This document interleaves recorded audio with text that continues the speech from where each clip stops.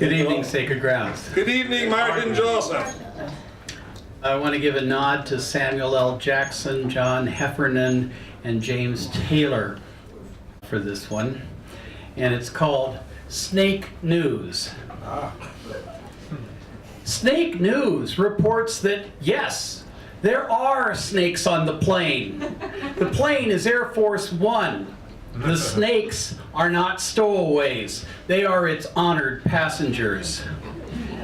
I feel for the pilot and the crew. I feel for the country that put them there. I feel for all the countries where the plane will land.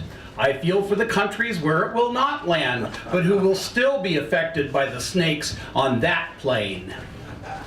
Do not imagine for a moment that a mid-air catastrophe, most likely from infighting amongst the snakes, will bring it crashing to earth in a fireball. "I'm going after the pilot," hissed the first snake. "Are you crazy?" said the second. "He's flying the plane." "I don't care," said the first. "I am offended by his breathing."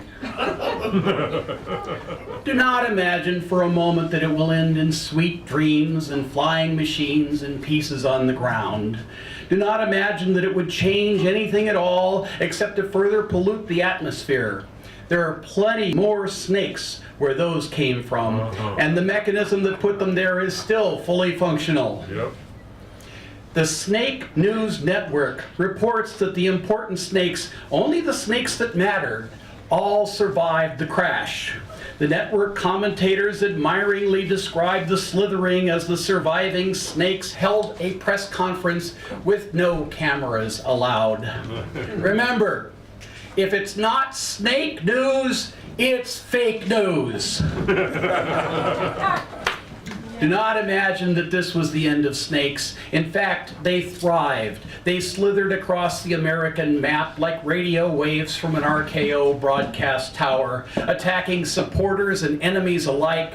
The snakes seek out eyeballs and other bodily orifices in a visceral frenzy of lunges. I went to Sesame Street to ask Elmo and Big Bird how they felt about it. Both of them just shrugged their shoulders and said in unison that democracy seemed like a good idea at the time.